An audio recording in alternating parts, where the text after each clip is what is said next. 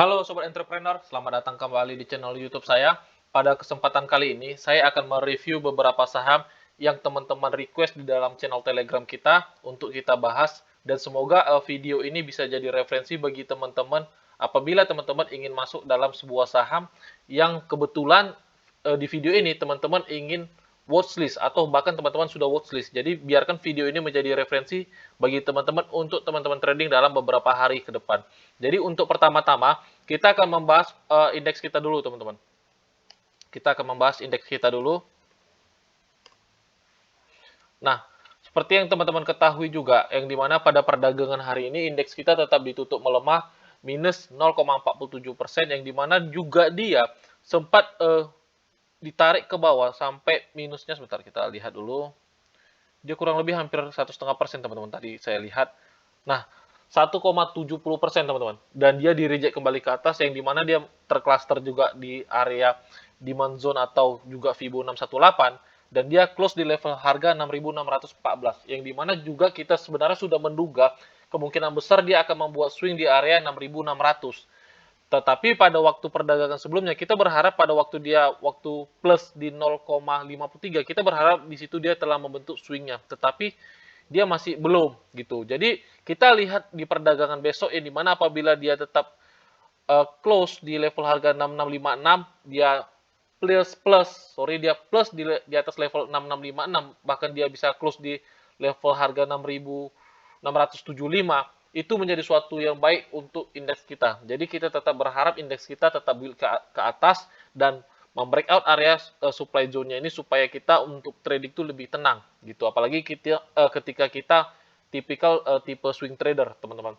Secara major trend tetap indeks kita masih sideways dan kita berharap dia akan membentuk tren barunya yang dimana kita berharap dia membreakout area supply zone-nya dan itu menjadi suatu yang baik untuk kita masuk ke market gitu teman-teman. Nah, untuk pertama-tama kita akan langsung saja membahas untuk yang saham pertama kita membahas saham Antam teman-teman.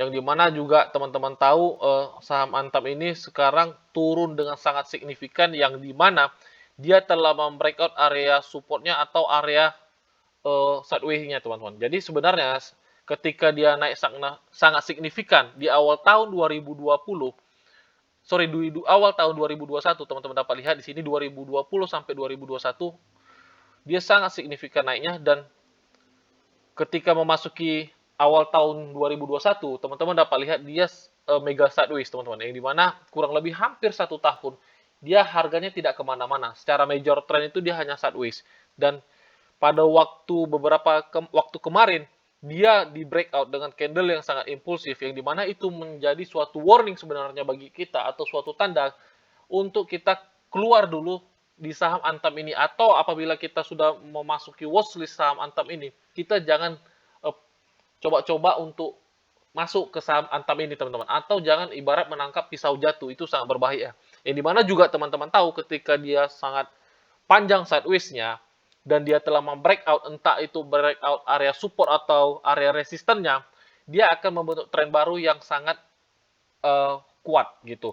Jadi ketika dia membreakout area supportnya ini teman-teman, teman-teman seharusnya pada waktu itu jangan melihat saham ini dulu gitu. Jadi bagi teman-teman yang sudah punya saham Antam di area-area sideways-nya ini atau ibaratnya teman-teman sedang sangkut, teman-teman boleh perhatikan area-area yang bisa teman-teman jadikan untuk teman-teman average down apabila teman-teman tidak rela cut loss sahamnya gitu teman-teman. Sebenarnya bagi kita yang mengaku ingin menjadi seorang trader, tidak ada kata yang tepat untuk kita ketika kita katakan kita tidak rela cut loss. Itu sangat berbahaya. Makanya saya katakan, apapun metodenya, sebanyak apapun metode yang teman-teman kuasai, tetapi teman-teman menjalankannya tidak menggunakan stop loss, itu sama aja tidak berguna metodenya, teman-teman. Jadi, semua metode akan baik apabila teman-teman menjalankannya dengan stop loss, gitu.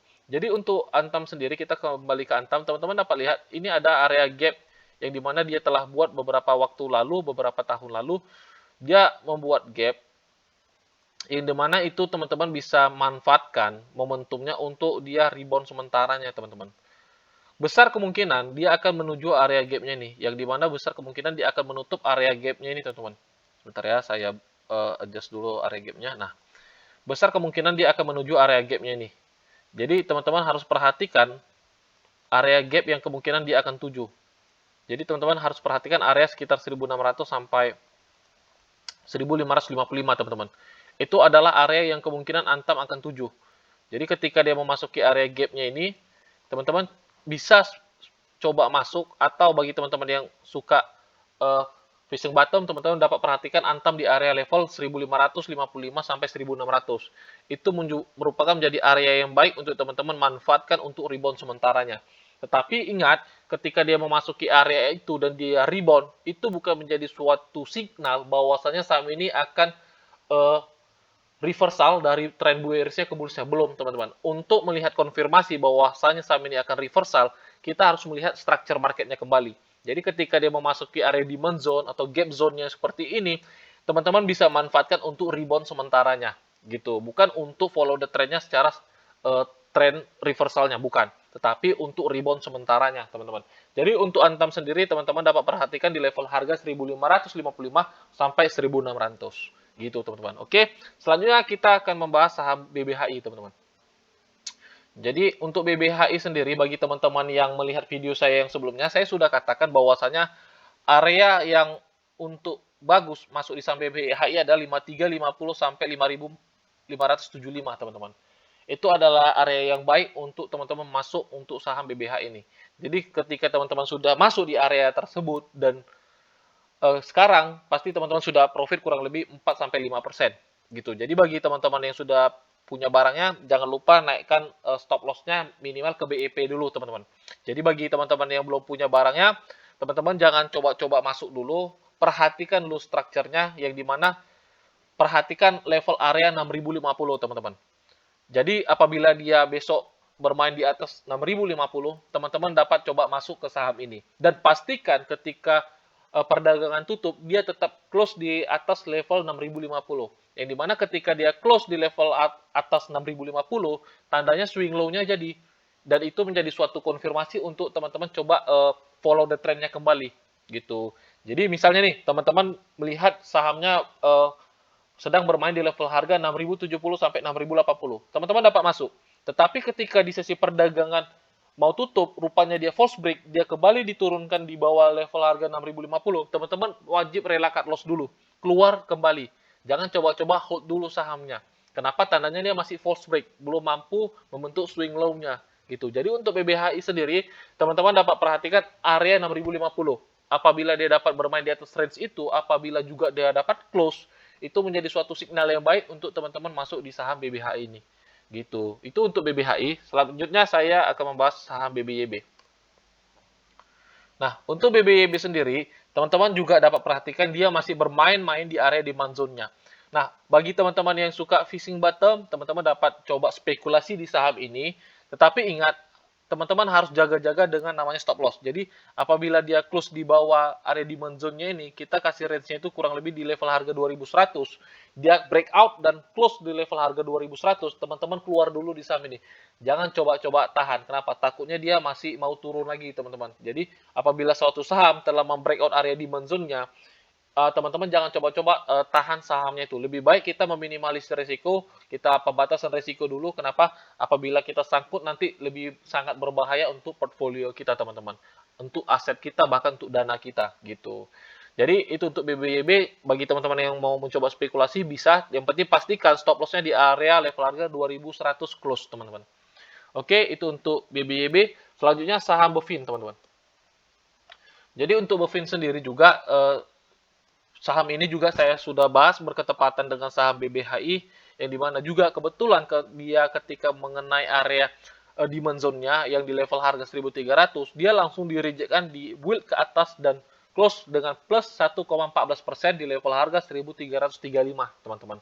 Nah, bagi teman-teman yang belum punya barangnya, teman-teman dapat perhatikan di level harga 13.50, yang dimana dia juga ketika dia bermain di atas level itu, bahkan close di atas level itu, tandanya swing low-nya jadi, dan teman-teman dapat masuk ikut follow the trend-nya gitu. Jadi untuk saham Bovin sendiri, teman-teman dapat watchlist-kan, perhatikan ketika dia dapat membentuk swing low-nya, yang dimana dia dapat close di atas 13.50, teman-teman dapat masuk untuk saham Bovin ini, teman-teman. Oke, itu untuk Bovin. Selanjutnya kita membahas saham Bukalapak, teman-teman. Jadi untuk Bukalapak sendiri teman-teman dapat lihat secara structure market dia sangat buruk teman-teman. Dia mencoba reverse tetapi gagal membuat harga high harga low dan dia masih membuat lower low lower high teman-teman. Nah, ada sesuatu yang sangat mengerikan untuk saham Buka ini teman-teman. Jadi saya mencoba menganalisanya seobjektif mungkin kalau ketika teman-teman menghubungkan antara high 1 dengan high 2, kita coba hubungkan antara high 1, high 2 dan low 1 dan low 2-nya, teman-teman akan dapatkan kemana kemungkinan harga saham ini akan bergerak, teman-teman. Nah, kita coba hubungkan high 1, high 2, low 1, low 2. Teman-teman dapat asumsikan besar kemungkinan dia akan menuju area channel trendline berikutnya, teman-teman. Dan itu bisa besar kemungkinan di area level 200-an. Itu sebenarnya sangat mengerikan untuk saham Bukalapak. Kenapa teman-teman dapat lihat bearish-nya sangat signifikan. Dan coba apabila kita coba hubungkan antara high 1, high 2, channel trendline-nya dan low 1, low 2, teman-teman dapat perhatikan besar kemungkinan dia akan menuju area channel trendline-nya ini gitu. Jadi kalau kita bicara soal objektif mungkin dia akan ke situ. Tapi kalau kita berharap sepositif mungkin, dia wajib membreakout area level 392. Bahkan dia harus bermain di atas 400, teman-teman. Itu adalah area level amannya. Dan apabila dia membreakout area channel trendline-nya itu bahkan lebih baik. Itu bisa menjadi suatu konfirmasi untuk kita bisa masuk gitu. Jadi bagi teman-teman yang belum punya saham Bukalapak, apabila ingin masuk, perhatikan dulu area channel trendline-nya. Dan bagi teman-teman yang sudah sangkut di harga atas, perhatikan juga area channel trendline-nya. Jangan coba-coba average down tanpa suatu alasan. Sangat berbahaya gitu. Jadi bagi teman-teman yang ingin mencoba average down atau ingin masuk saham Bukalapak, perhatikan dulu ketika dia sudah bermain dekat-dekat area channel trendline-nya, baru di situ teman-teman dapat pertimbangkan untuk masuk di saham Bukalapak ini, teman-teman. Oke, itu untuk Bukalapak. Selanjutnya kita membahas saham BRPT, teman-teman. Nah, untuk BRPT sendiri, teman-teman juga dapat lihat yang dimana kita telah analisa di sebelum waktunya, kita telah perkirakan bahwasanya dia akan memasuki level harga area 800 sampai 820. Yang dimana itu merupakan area demand zone yang baik untuk teman-teman masuk di saham BRPT ini. Jadi bagi teman-teman yang lihat video saya yang sebelumnya dan memperhatikan ketika dia memasuki area 800 atau 820 tadi, dan teman-teman dapat masuk, teman-teman selamat, teman-teman mungkin sekarang sudah running profit kurang lebih 1%. Teman-teman dapat hold, yang penting stop loss-nya ingat di bawah level di zone-nya ini aja. Kita letak kasih rate di level close 790. Jadi jaga-jaga stop loss di level harga 790, teman-teman. Jadi apabila pergerakan harganya membreakout area 790, teman-teman dapat lakukan pembatasan risiko dulu gitu. Tapi besar kemungkinan ada suatu rebound yang bisa teman-teman manfaatkan. Setidaknya dia akan menuju level harga 885. Minimal kemungkinan dia bisa ke situ, teman-teman. Untuk saham BRPT ini gitu. Jadi perhatikan apabila juga dia besok mencoba retest area demand zone-nya yaitu 800 sampai 820, teman-teman dapat masuk untuk saham BRPT ini. Yang penting jaga-jaga dengan stop loss, teman-teman. Oke, itu untuk saham BRPT. Selanjutnya saham AMAR, teman-teman. Nah, untuk saham AMAR sendiri, teman-teman juga dapat lihat di perdagangan hari ini dia ditutup arah atau reject arah atau auto reject atas yang dimana 24 plus 24,80% di level harga 780, teman-teman.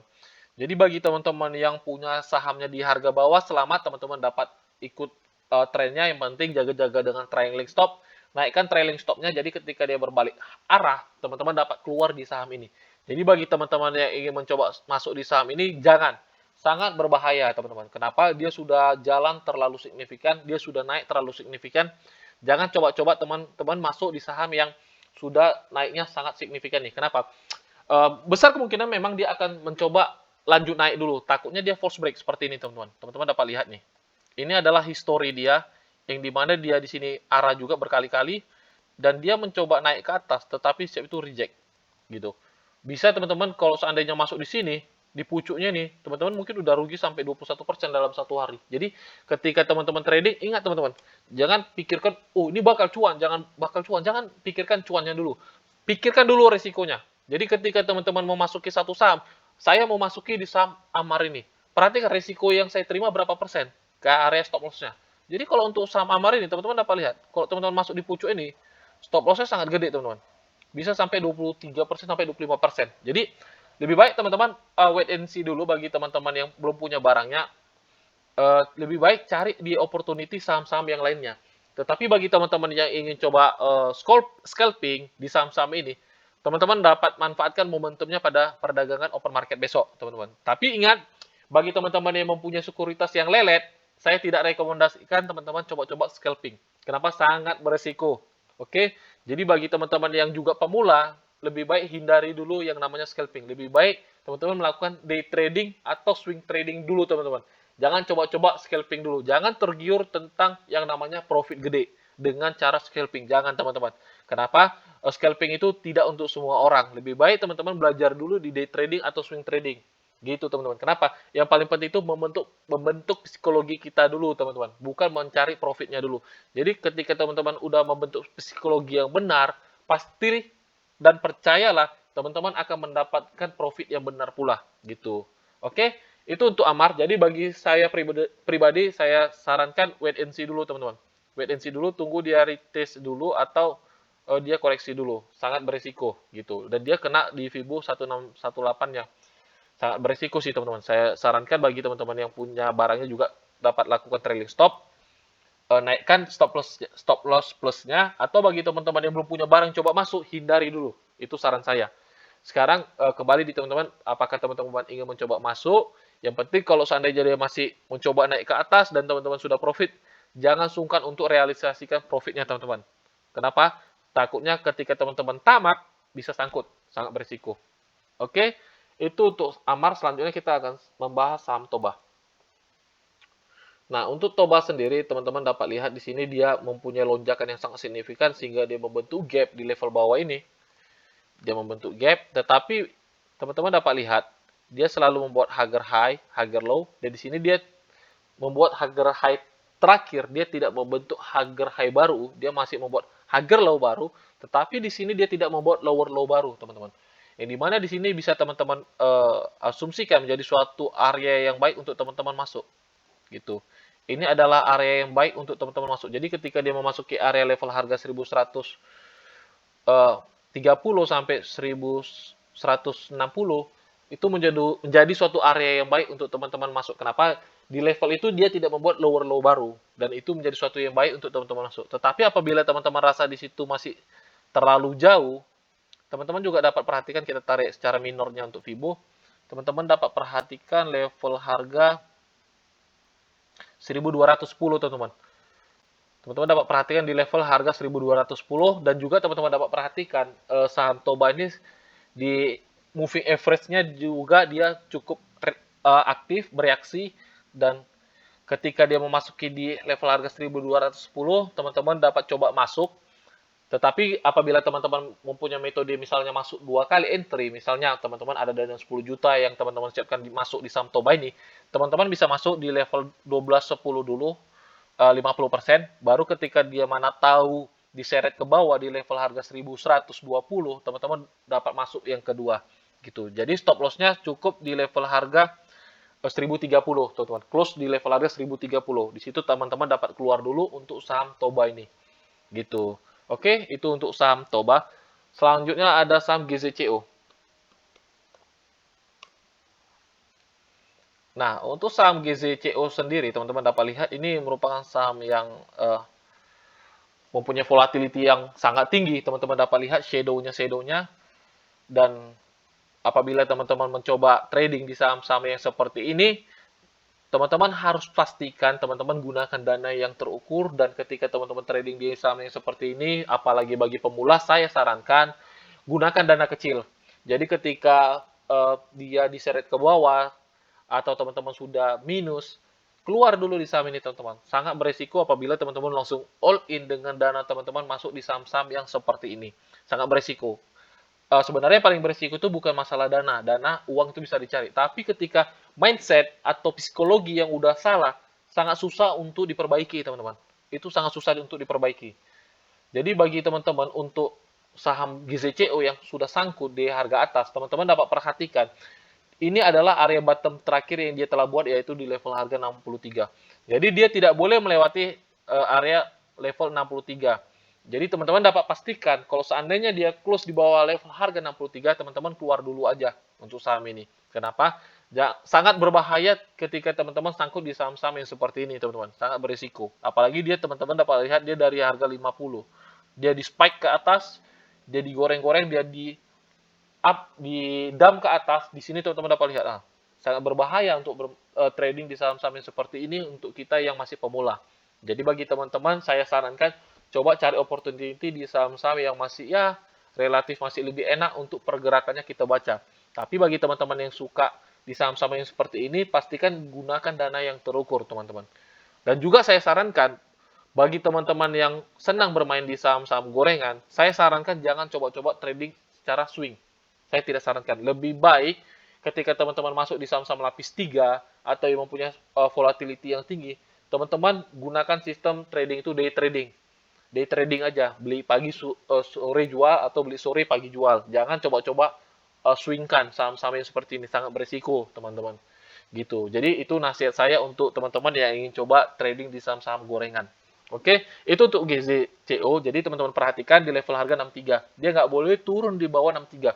Kalau seandainya dia turun di bawah 63, teman-teman out dulu untuk saham GZCO. Oke. Selanjutnya untuk saham BMTR. Nah, untuk saham BMTR sendiri, teman-teman juga ketahui ini adalah saham Bapak Lo Keng Hong. Dan teman-teman dapat lihat dari psikologi candle-nya, ini adalah saham yang sebenarnya kurang, kurang valid. Sorry, bukan kurang valid, tapi kurang liquid, teman-teman. Yang dimana dia sangat sepi, ibaratnya dia sangat sepi secara perdagangan, gitu. Jadi untuk BMTR sendiri, teman-teman dapat lihat, ada suatu yang saya akan tandai. Nah, ini teman-teman dapat lihat. Sebentar ya, kita buat dulu. Teman-teman dapat lihat area ini. Sebentar, saya adjust dulu ya. Nah, ini adalah area unfill order namanya, teman-teman. Area unfill order. Jadi bagi teman-teman yang pernah belajar area-area demand zone, area-area Libes Rally, area unfill order, UFO, ini adalah area unfill order yang dimana pertama dia sudah dijemput, dan ini adalah area yang kemungkinan penjemputan yang kedua. Mungkin dia sudah tidak fresh, tetapi masih besar kemungkinan dia akan bereaksi di area ini. Jadi bagi teman-teman yang ingin coba masuk atau mau average down di saham ini, teman-teman dapat lakukan. Teman-teman dapat lakukan, yang penting pastikan stop loss-nya, teman-teman. Yang penting dia ketika close di level harga 230, teman-teman keluar untuk saham ini. Keluar dulu, gitu. Jadi, teman-teman dapat perhatikan di level, sebentar kita tandain dulu, biar teman-teman dapat perhatikan levelnya. Level harga 242 sampai 236. Itu adalah area unfull order yang masuk, yang bagus untuk teman-teman masuk di saham BMTR ini. Yang penting perhatikan stop loss-nya di level harga 230, teman-teman. 232 lah kita bilang. 230 sampai 232. Jadi apabila dia close di bawahnya itu, teman-teman dapat keluar dulu untuk saham BMTR ini. Gitu. Jadi itu aja untuk BMTR. Selanjutnya kita membahas saham TPIA. Nah, untuk TPIA sendiri teman-teman dapat lihat secara structure market dia di sini bullish, bullish, di sini bearish, dan di sini dia membuat secara major trendnya dia membuat higher low baru. Di sini dia tidak mampu membuat lower low baru. Teman-teman dapat lihat di sini dia terakhir membuat low dan tidak mampu membuat lower low baru. Di situ teman-teman dapat asumsikan itu menjadi suatu support yang kuat, dan kita coba mencari minor trendnya. Kita coba cari minor trendnya, kita tarik channel trendline-nya dari low 1 ke low 2. Nah, teman-teman dapat lihat di sini juga ada area yang kemungkinan besar dia akan bereaksi. Nah, ini adalah area yang kemungkinan besar dia akan bereaksi, atau bisa dikatakan orang supply zone-nya, atau juga area resistannya, teman-teman. Jadi untuk teman-teman sih, bagi teman-teman yang mau masuk di saham ini, teman-teman dapat perhatikan areanya ini dulu. Takutnya dia masih di reject, mending teman-teman ada dua spekulasi yang bisa kita gunakan. Dia menyentuh area channel trendline-nya kembali, baru teman-teman bisa dapat ikut masuk. Atau teman-teman juga dapat masuk di perdagangan sekarang dengan spekulasi di harga open market. Karena apa? Dia telah membreakout area base-nya ini, base rally-nya. Teman-teman dapat masuk, stop loss-nya cukup di bawah base-nya ini, teman-teman. Stop loss-nya kecil, sebentar kita adjust dulu.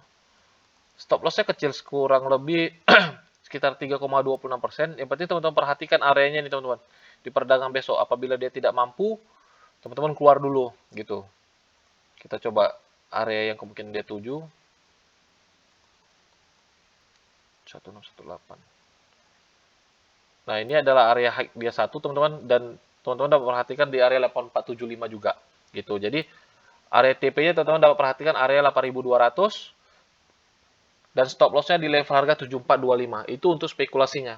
Itu untuk spekulasi di perdagangan besok, tapi kalau untuk amannya masuk dulu dia ke channel trendline.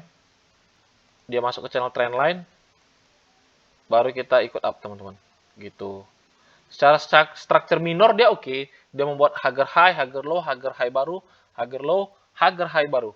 Gitu. Besar kemungkinan dia sih, saya rasa dia akan membreakout area ini. Gitu. Jadi bagi teman-teman, tinggal pilih stylenya mau yang mana. Mau besok langsung masuk atau tunggu dia masuk ke channel trend line-nya. Itu kembali di teman-teman.